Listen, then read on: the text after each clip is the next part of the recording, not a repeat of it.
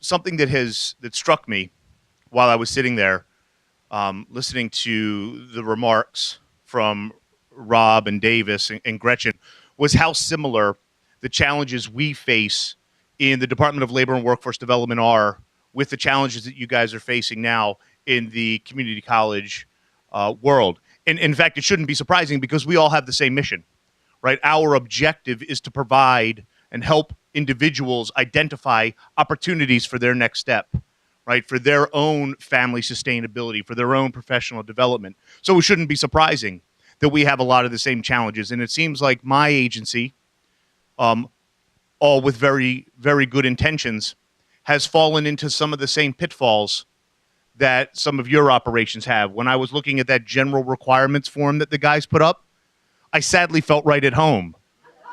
I was like, oh yeah, that's our on-the-job training application. Perfect.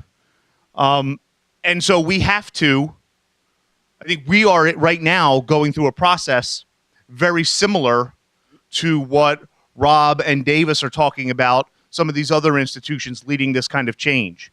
It's, and in fact, President Murphy used the phrase reducing the clutter or cutting through the clutter. That is exactly what we have to do. We have, in my agency, we have 75 different programs funded through some either federal program or state dollars or some combination of both. And if someone walks into one of our one-stop career centers, and let's say they are, in the hardest of hard times, right? They've been out of the corrections facility for 2 weeks, and they're told by their parole officer that they have to come here. You guys talk about the psychological message of telling someone they're not college ready. We inadvertently deliver the psychological message, you're not really society ready. We don't want you. Because they come in and they say, we need help, and we say, here are 37 forms. And then they say, well, I can't really read. And we say, oh, well, then I have a 5-page form for you. That's fine. You're welcome. That's only 5 pages of information that you can't navigate. And so the clutter is rich. And now all of this, of course, is very well intended. Our goal is to be helpful. But we have not coordinated our efforts within our own agency, right? We have probably 31 different one-stop career centers throughout the state, some of which you all have direct interaction with, some you don't. But I can tell you that those 31 one-stops don't have a tremendous amount of interaction with each other. There are different county policies on the county side. There are different workforce development policies trickling down from our central office in Trenton. And we are owning that reality, right? My agency's goal is to eliminate that clutter, build continuity, build consistency, not only amongst our one-stop career centers, but across the New Jersey workforce system as a whole, of which we are partners.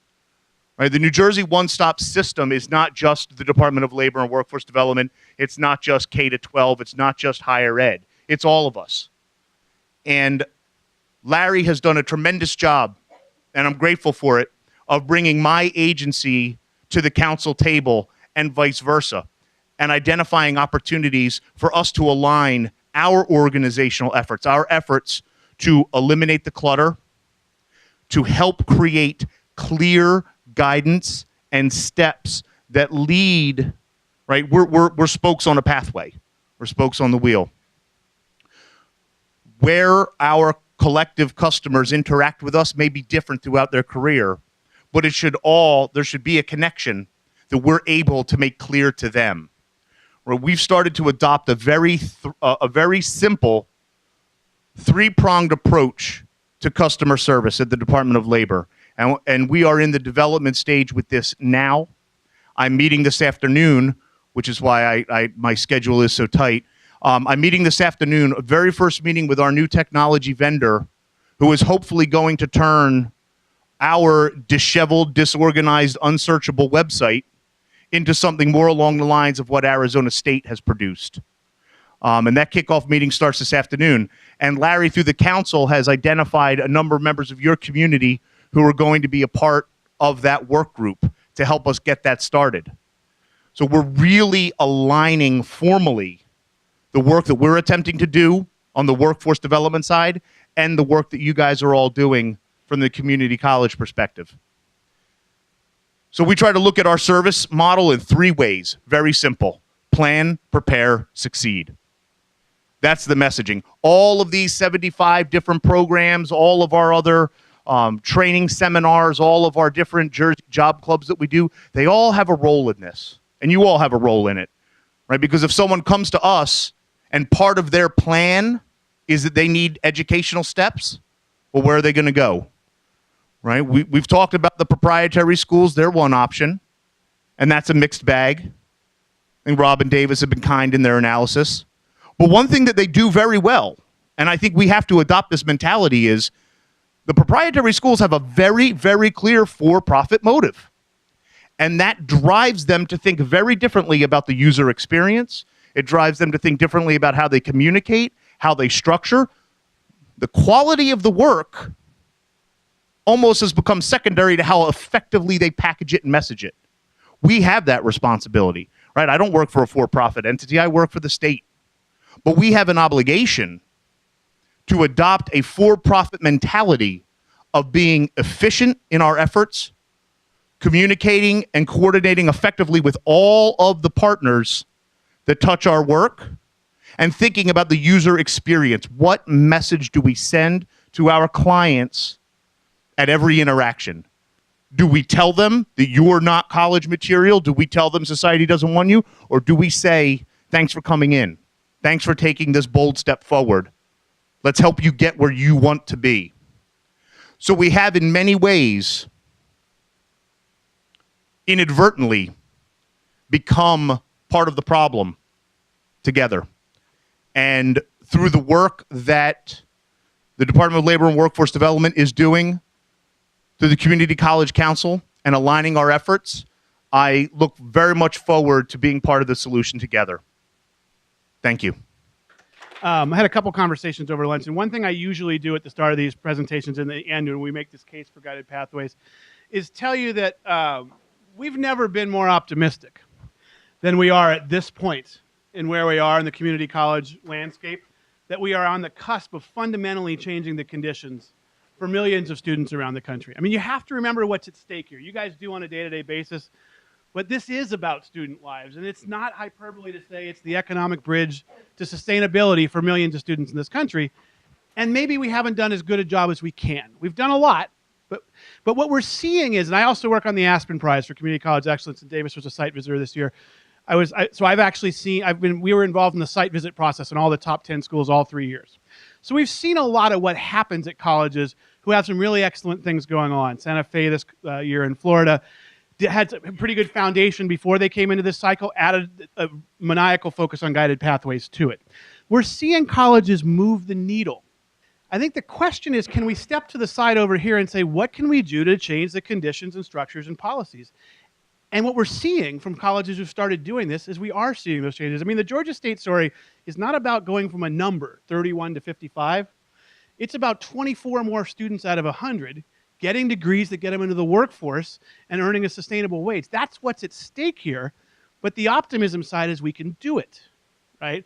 And we've seen, Davis has been doing this for, because he's a lot older than I am, a lot longer than I have, right? He's been talking about this for a long time, and I've only been talking about it for much less of a time, but neither one of us has seen the field ready for this. And by the way, there's hard work ahead of you if you're going to do this, right? There's tough conversations. There's hard design work. Don't lose the eyes on the prize piece of this, which is that you have to fundamentally believe this can happen, that you can go from whatever your rate is today to 20 points higher than it is now. City College of Chicago's already done it, right? It's a very challenging starting environment. They've moved in the direction now. They're 20 points higher. Georgia State's done it. And again, those aren't points. Those are students. And on the low-income side, just one last thing on the low-income side. There's data that we've come across, and when I worked on this by the way, that low-income toolkit I talked about, we'll get you the link when it comes out in a couple weeks through Yesenia and Lou. There's some data on the low-income students, which is really interesting, which is if you look at college graduation rates by income quartile. It's a pretty fascinating set of studies here. And just for a second, one of the ones I happen to remember off the top of my head is if you look at the highest income quartile and divide people into low and high test scores using SAT or ACT, not big fans of that as a sorting mechanism, but just for the purposes of this, take the highest test score group, high income students. They graduate college close to 80% of the time. You know what the rate is for the lowest income quartile, high test score students? By the way, not relative to their group, same test scores. Not relative to their group down here, same exact test scores. You know what their graduation rate is? 26%. 26% of high test score, low income students graduate college in the same time frame. So you talk about, so there's a huge problem, right? The depressing part of that is, wow, that's a really big problem. But it suggests one really important feature. This is not about students who can't do it. There's this fundamental assumption, by the way, it's one of my 10 questions, that college is a meritocracy where our job is to help the strong succeed and weed out the weak. And you don't hear this out loud as much anymore, right? I do still hear it out loud, by the way, occasionally. That's the job of higher ed. Well, even if that was the job, which I don't think many of us think it is, we're not doing a good job of it if only 25% of highly qualified low-income students are graduating college. And we believe, by the way, and one of the things in this toolkit you'll see, that the work of Guided Pathways is one of many strategies to work on how to help low-income students actually achieve rates at a higher one. And the reason this is important to you on many fronts is this is where the leverage is. The leverage, by the way, is not in any 100 students who come to your college. You're graduating of the top 20, 19 of them right now. You could do whatever the hell you wanted. You'd still graduate 9. You could not offer courses. The 19 would figure out how to graduate, right? You could not even do anything. The bottom 15 or 20, I don't know what the number is, you're graduating 1 right now. And you're going to do everything you want in the world, and you're maybe going to graduate 2 or 3 of them. There's the middle 60, and at most colleges right now, you graduate 10 of them. That's where the leverage is, right? That's where you can affect people with the type of things we're talking about here today, in terms of the Guided Pathways approaches, getting students into programs of study, better defining them, monitoring their progress, making sure they're learning, the stuff that you can take on in this. You can get many more of that middle 60 to graduate. And I think we're seeing this from the numbers. There's a lot of leverage here. It's not in finding more of the top students, or by the way, I don't know what we're going to do with the bottom 10 or 15 students at our college. It's a really tough moral discussion. But if we pool all of our resources there, we're still going to graduate 10 of that middle 60. Right? That's where the leverage is. And so before I hand it to Davis and the conversations, we hope you leave today with a sense of optimism that while this is hard work, it's not only possible, but if you do it with fidelity and over time and you keep updating what you do and you learn from your mistakes and you design at scale, that you actually can do what you're hearing about at these other colleges. There's nothing special about Georgia State. By the way, Georgia State students, they're in downtown Atlanta. It's an urban college that looks a lot like our students. City College of Chicago, I mean, it's hard to find a more challenging population than what they're dealing with. Hostos in New York up the road here, who started down this path in the Bronx. Challenging population, quote unquote, starting to see movement because they're taking some of these principles and putting them into practice. So I just wanted to do that before Davis came up. So let me talk about the cost because the president asked me. I was the lead author in the book on the chapter on costs. And at AACC, Rolando Montoya, who's provost at Miami-Dade, talked about costs. The good thing was that what he indicated was pretty much what we had concluded in our cost chapter. He just said it a lot more clearly than I did and was much more succinct.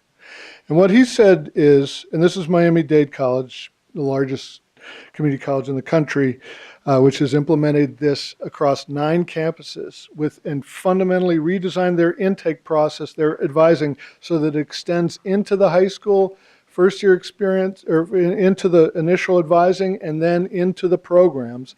And by the way, their faculty is unionized. They don't have advising as part of their contract, but they've created faculty coaches and mentors with the union to play this role of helping guide students in a union shop where the advising is not part of the faculty load in the contract. So he said there are things that colleges can do that don't require money, and there are things that require money. The things that require money Review programs to make sure they lead to good opportunities to transfer at junior status into jobs in demand. I'm reading from his notes. Consider closing or consolidating programs with few graduates or for which there is not strong demand. Map out the sequence of courses for every program, including transfer paths. They can include electives, but right now too many students are paying for courses that don't get them to where they want to go. Block schedule courses to make it easier for students to take a full load of 15 credits, or if they're part-time, at least 8 credits. Increase faculty and instructor utilization so you don't have small sections. Restructure the intake system with mandatory advising. Again, they have 170,000 students. Require students to enter a program from the start. Reorganize advisors and embed them in the program areas. Miami-Dade, with the Florida law, which has made DevEd and placement testing optional, has seen drops of 40% in their DevEd enrollments. And again, they have tens of thousands of students in DevEd, but they have redirected those resources to working with faculty. Both the DevEd faculty have retrained to teach college-level courses or to teach the co-requisite like ALP courses, and redeployed their tutoring centers so that they're much more directly involved, a required piece of the classes, not something where you recommend that the student go to the reading center, but you never know if they show up. And by the way, the faculty isn't always working with the tutors in the reading center to make sure what they're covering is what they're covering in class. So much closer connection. Use dual enrollment more strategically, get students into program of study. We showed that Lorraine had been. Set up college prep activities, early testing, FAFSA fairs in the K-12 schools. And this is a key one for them, which is not free, which is free monetarily, but not free politically. Cultivate a culture where faculty take more responsibility for helping guide students to further education and careers. The things that cost money, now for the bad news. Hiring additional advisors. Miami-Dade hired 25 new, it's a huge school, 25 new master's level advisors, because he said Guided Pathways transforms the role of the advisors from a glorified scheduling clerk to a career and college advisor. What they were trained to do, we were talking about this, what they have master's degrees and what we're paying them to do. However, it's a very different role. And the reason Miami-Dade hired more advisors was because their retention rate went up 8% and they generated enough tuition to be able to hire this. The other expense is their ERP system. In Miami-Dade, they're investing $50 million over several years on this and upgrading the tracking system. So those are the big costs. They're not insignificant. So what we've said in the book, bottom line, is that implementing guided pathways decreases the cost per completion, which is what we want. It better utilizes our resources to help students complete. It will increase the cost per student, but given the return to society and given how many students are, getting discouraged along the way who don't need to be, we think that it's a huge payoff, both monetarily, but ultimately in terms of human terms as well. And obviously Miami-Dade does too. And he's the guy, by the way, who does the numbers. So I guess it's okay to talk about costs. Miami-Dade, though, shows that it's possible, even in a massive institution. And we have examples where it's been done in a small institution, too, which also has its challenges. So the task here is really to turn this back over to you to discuss among you and your colleagues. And if you have university partners there, please include them to talk about whether this would make sense for your college at this point. As Gretchen said from the start, this is a heavy lift. We're talking about, the book is called Redesigning.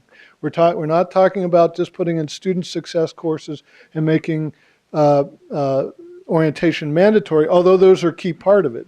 They're part of this larger restructuring of getting the faculty and advisors to map out the programs, making sure that they transfer with junior standing and meet employer needs, and then building an on-ramp and tracking students through. So the first, there are a number of steps, and you have in your thing a practitioner packet that has 3 sections. You don't need, if you read this, you really don't need to buy the book, so I should tell you that. You can buy Rob's free toolkit. You already gave him your book anyway. Okay, yeah, okay. So the first one is on the research. The second one is a case study of Miami-Dade. Just because part of this, as we were discussing at lunch, is really doing something community colleges and universities generally aren't well trained to do, which is manage large-scale change. But the key to managing large-scale change, and this is the third section, which is about implementation, is about engaging people.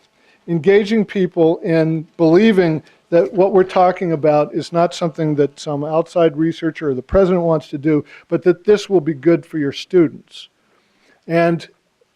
Engagement is key because, as we were discussing before, you got to have collaboration across the institution.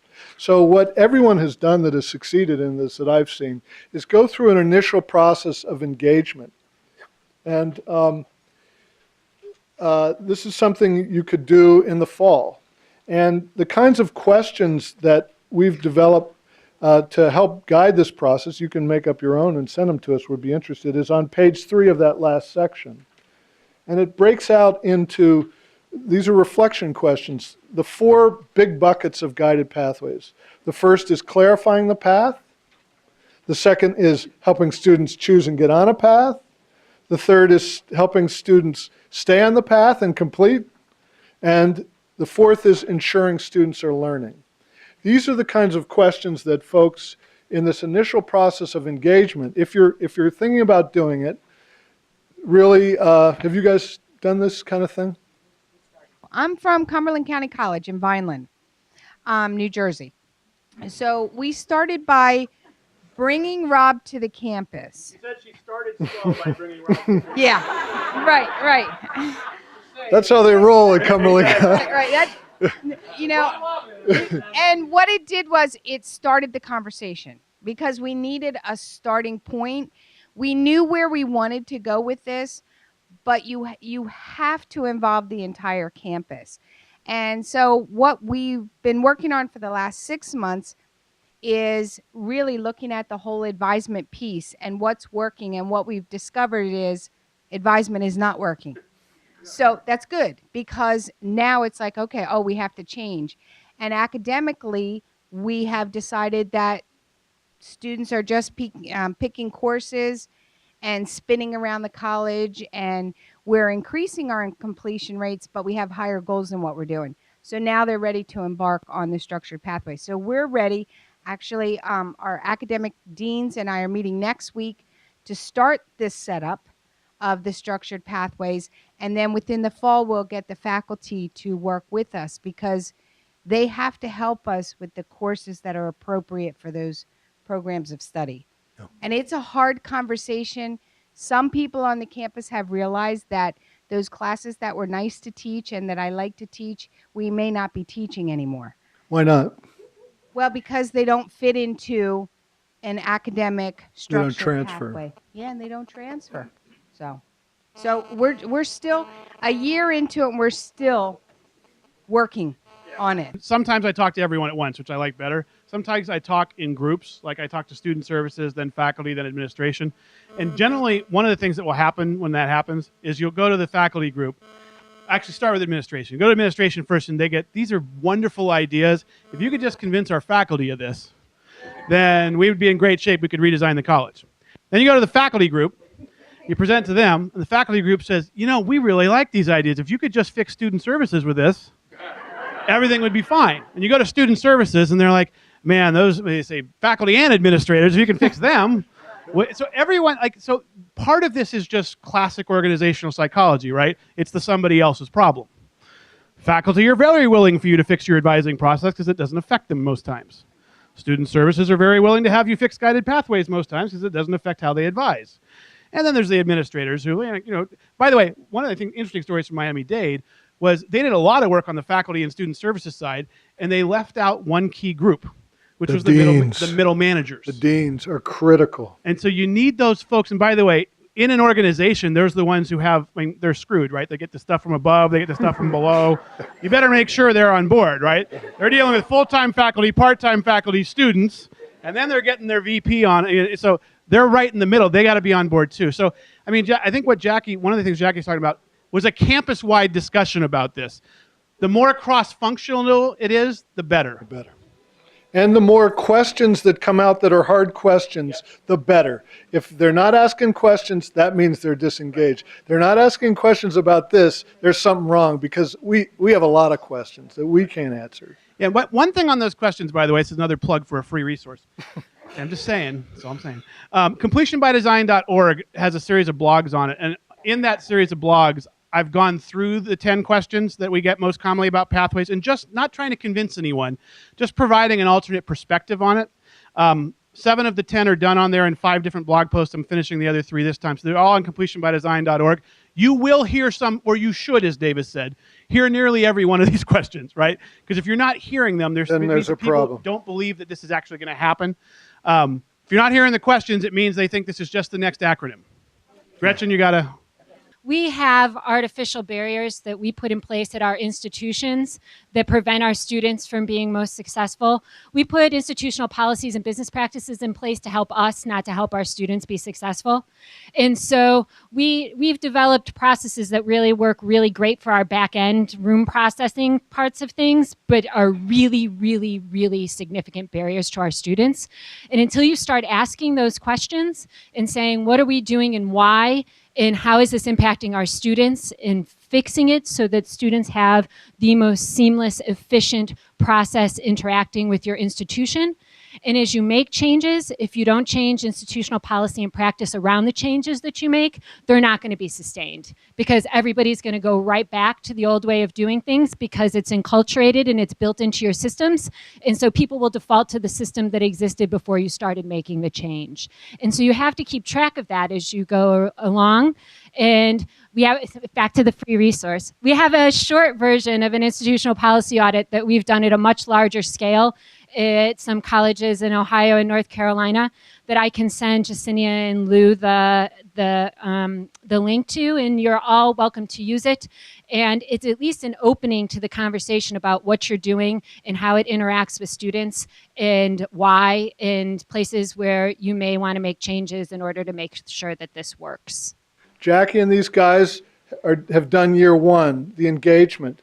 This next year, like she's saying, the key thing is the redesigning, is designing the maps with the faculty in the fall so that they'll be ready in January and February for the catalog for next fall of 2016. So, and then redesigning the intake process to get students on that pathway. There's a question about the tracking systems. Many of these institutions, including Miami-Dade and city colleges, actually implemented pathways before they had the tracking system, which in some ways operation was extremely challenging. On the other hand, it was great because everyone understood what the technology was about. I was just at the city colleges in April, and they had implemented the new system in March. And yes, there were huge numbers of problems with the new PeopleSoft system, but everyone sees the purpose, and everyone sees how, once they get the bugs worked out, it is going to be great. Because it auto-loads the maps for students and the advisors. It allows you to do what-ifs. But they didn't lead with the technology. They led with the program, because that's what matters most. So in the next hour, we'd encourage you to give some thought. If this is the process, a year, so spending, if next year doing engagement around the kinds of questions, like Jackie raised or like are raised on this page 3, with as broad an interdisciplinary group as possible, as often as possible, and really be ready to have people ask hard questions. But try to keep bringing it back is, how does this enable our students to complete degrees that enable them to move up in the job market, and as part of that, advance efficiently to further education careers. That's and learn. Now, again, we're not just talking about empty certificates. really are learning so that they can succeed once they go to the university and in the workplace. We'll circulate around, but the key here is to really figure out, and again, it might not be for any number of reasons, accreditation visits, whatever, the time, or maybe you want to think about doing this in a year or two. That's fine.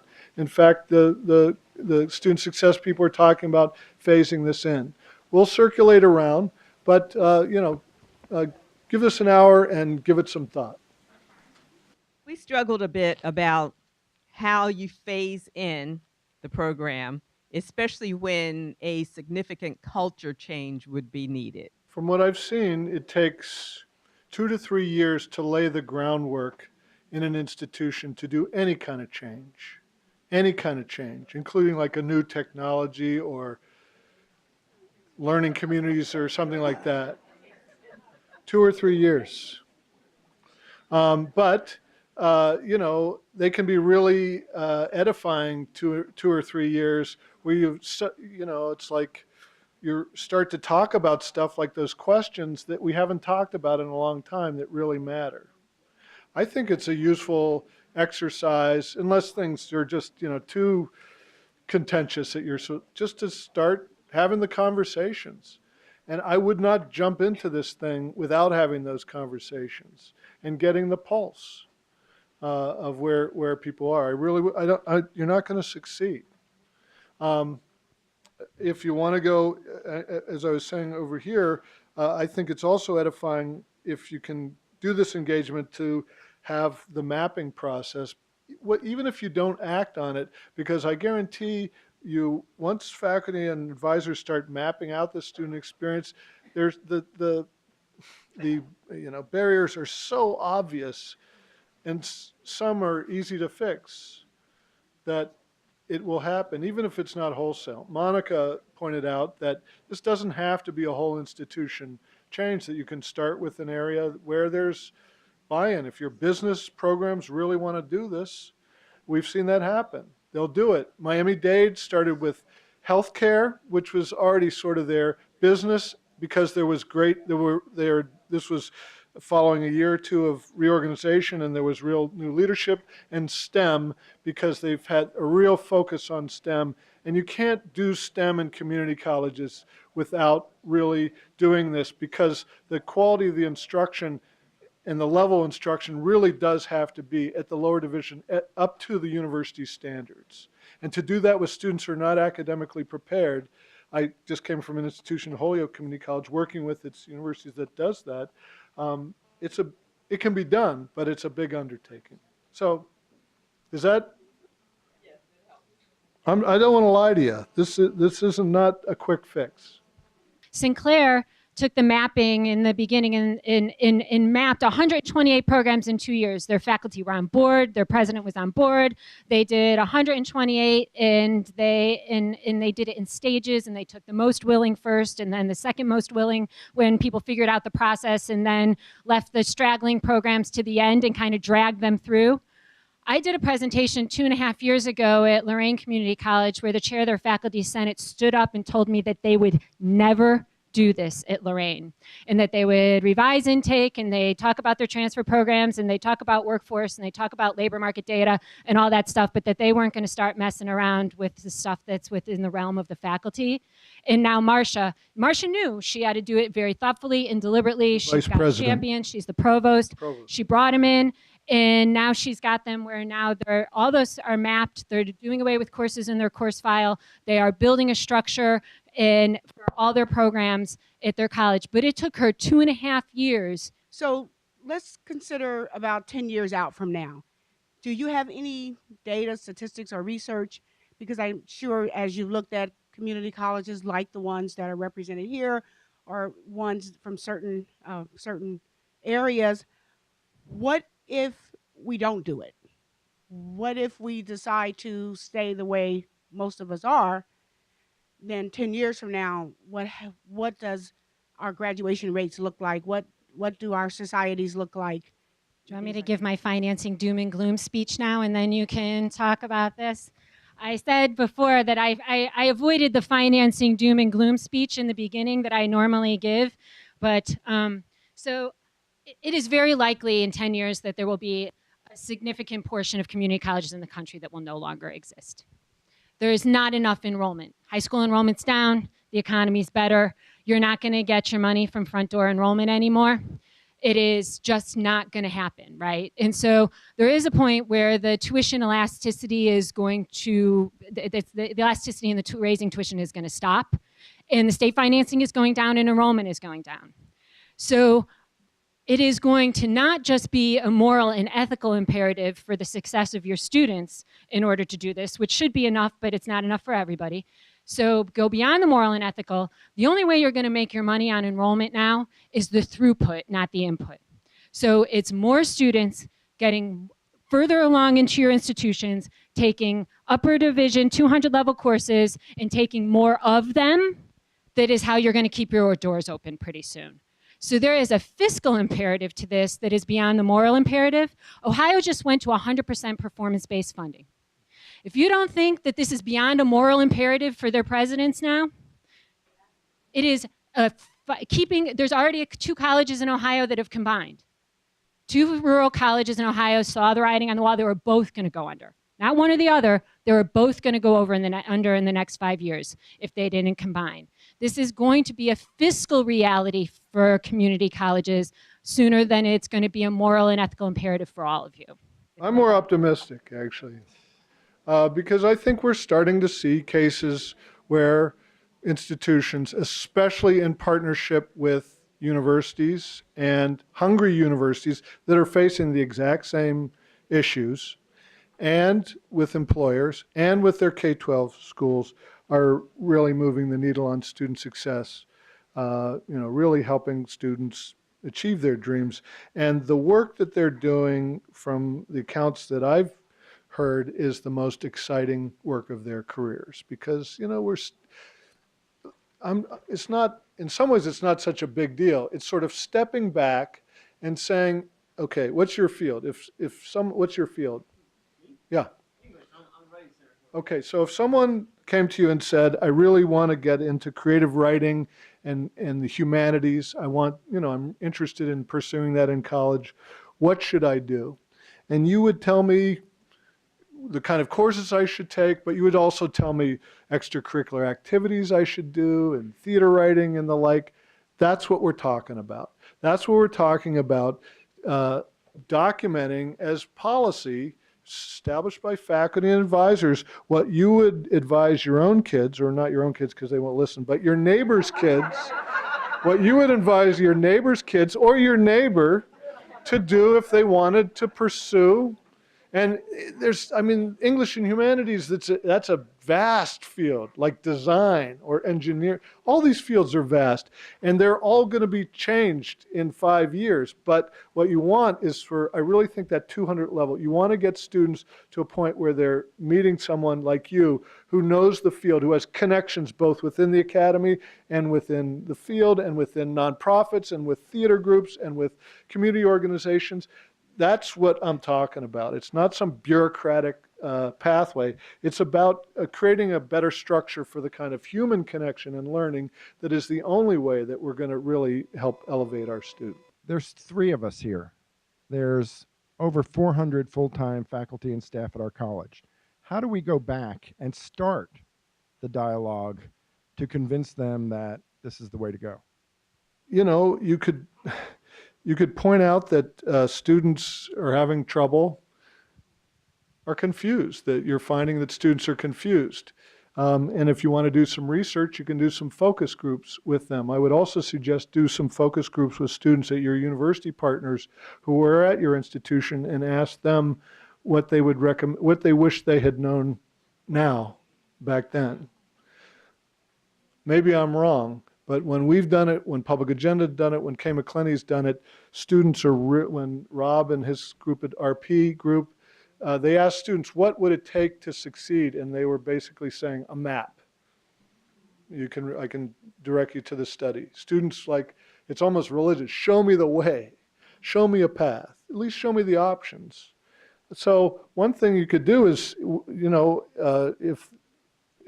is there interest even within a particular area to start mapping out what it would take. And you need to ensure that a couple things. You need to ensure that it aligns with the requirements for transfer with junior standing and with your employer requirements, that it's educationally coherent, that the courses in it are sequenced, and that they can be electives, but they have to be electives that make sense educationally and that will transfer or that employers want, not because someone wants to teach the course. And there has to be some way, this sort of on-ramp, this exploratory major, how would they design that for their field? To give students a taste of their field, not dump a bunch of information, but give students a taste of their field.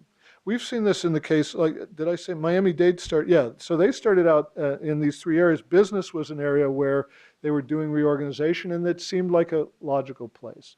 If you're not ready for those conversations, I would suggest doing some student focus groups and running some data on what happens to your students when they transfer, and how many transfer without completing the gen ed core and getting an associate degree, which is the majority of the students who transfer, I'm almost sure. Is that right?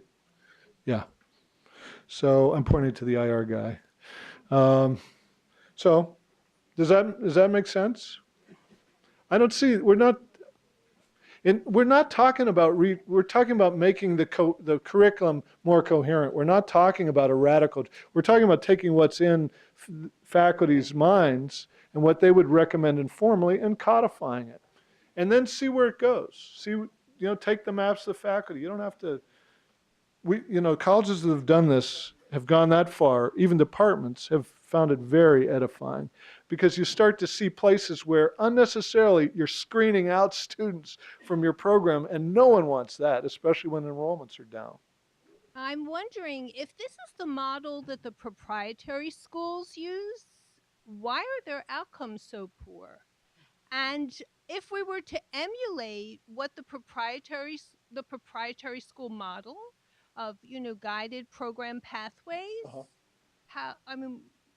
The proprietary's outcomes stink because they rely so much on online. The in-person proprietaries, especially those that are well connected with employers, actually have very good outcomes. But this isn't exactly the proprietary model. This is they don't take all takers usually, or they claim they don't. They're not, their focus is not to provide a broad liberal education connected with degrees. So you have a different mission. This kind of exploratory major idea, that's not part of the proprietaries. They offer very strict, well-structured programs for students who know what they want. This is a process that's truly educative, that community colleges is part of your mission, and part of the liberal arts tradition too, by the way, is this exploration. It's just not letting students explore on their own. So on one hand, there's the structure, but in this case, this is really scaffolding and educating students to their choices rather than just running them through a gauntlet of a real structure. I was just going to respond to the question about how to get started. And at our table, we're at Essex County College. I think we came up with two ideas. Number one is we're never going to use the words guided pathway. Good. One more buzzword encrusted program, and I think our faculty are going to puke. Yeah. And a lot of these easily fit within our strategic plan. And so it's easy to just say, hey, we're now in year 3 of the strategic plan. Student success is our first goal, which I'm sure comes as a shock to everybody. And we can easily subsume many of these activities within our existing structure without using, it's not a new program. No, this is just, the next stage of our strategic plan. No drama here. Let's just keep going. That's right. I'm sorry, and we're going to exceed expectations, which I'm sure is new for you. Yeah. So there's a no drama approach. I like it. I also don't like, the guided pathways thing. Making this into first of all, it's bigger than an initiative. Yeah. And second of all, as soon as you attach it to an initiative, everybody's waiting for it to go away. And so I think that you have to talk about this as rethinking how students move through our institution with the end in mind, and give it to the faculty to own. I was just curious if you approach online degrees any differently You or have to, online courses. the people who do online well that have, like Rio Salata, that have decent outcomes, and there are not many of them, approach it very similarly. In fact, St. Petersburg came to this in part because they revamped. They have the largest on. They found they have the realized they have the largest online deliverer in Florida among the community colleges, and they thought the quality of their online was lacking because they really hadn't reviewed it, and went through a big review, and many of these same issues of pathways and the advising are what they had to do. And then they asked, well, how come we're not doing this for our conventional classrooms? So when I sent out the draft agenda, I did not share some exciting news, and that is that NJ Transfer has decided to partner with us. And the reason for that is because as we're talking about these transfer pathways, the same way that we thought it would be good for the Department of Labor and Workforce to be part of this conversation as it relates to careers and jobs, we thought, well, who knows transfer better than transfer folks, right? So they're going to be putting together a small group of people from the colleges so that we can start having a conversation about where there might be some barriers and where they can lend their expertise because this is their life. And so I'm very excited to tell you that the Center for Student Success, NJCCC, and NJ Transfer will be partnering in this work moving forward. And here is Linda Trump to tell you more. She's the Associate Director. Thank you. I have to be very honest, when Yesenia first called our offices and asked about our interest in guided pathways, I'm like, I don't even know what they are. And so we met with Yesenia and Larry and Lou, and we learned a little bit about it, and we were very excited about it because it does fit into what we're doing too. And then here today, I have to say this was a mind-blowing learning experience for me. I don't know how you feel, but I mean, I've learned so much here today, and it just seems to me it's a no-brainer to say why don't we do this? I mean, I know it's difficult. I know faculty can be difficult. We work with faculty a lot, but it is just a perfect way to show. And I apologize to any faculty in the audience. I'm sorry, but it is just a great way to help students move through the community college into the four-year institutions for those who want to go into a transfer track program, or move them onto a career for those who want to do a two-year career program. I hope everybody here knows what NJ Transfer is, but I'll just briefly tell you that we are an initiative, and fortunately we've been around for a while, initiative of the New Jersey President's Council. We are fully funded by the 19 community colleges and the 25 four-year public and private institutions who participate. So basically, we work for all of you in this room. We right now maintain a website called NJ Transfer, where we have a database of all of the community college courses offered by the two-year institutions and how they transfer to the four-year participating institutions. We also provide what we call recommended transfer programs that outline the first 2 years of the requirements of all the four-year colleges majors, and then we also facilitate the exchange of electronic transcripts.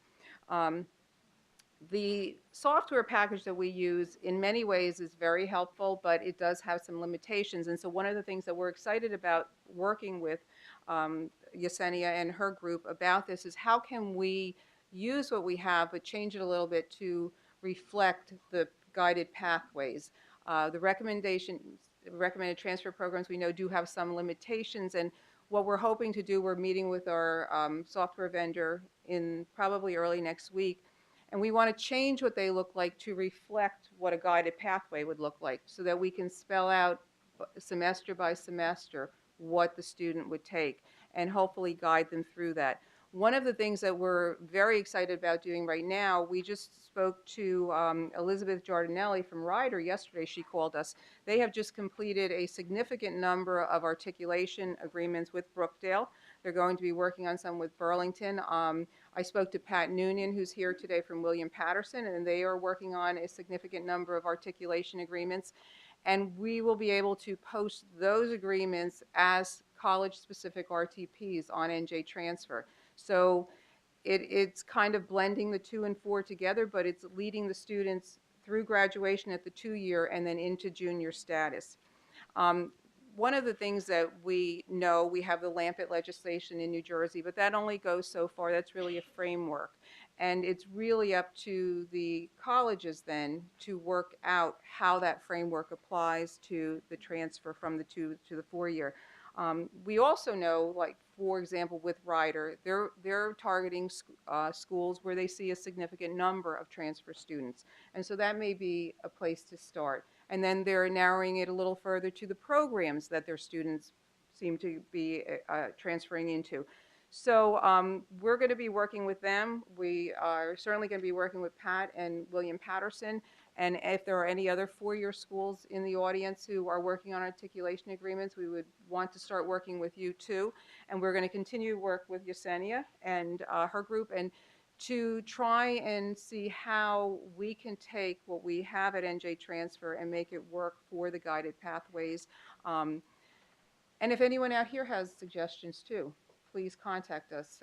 The other thing I would say is if you're from an institution and you're not real familiar with what NJ Transfer is, we would be more than happy to come to your institution and do a presentation, whether that be for your administrators, your faculty, your advisors, whatever. We recently visited Union County College and Sussex County College. We're going to be going to Mercer Community College in the fall.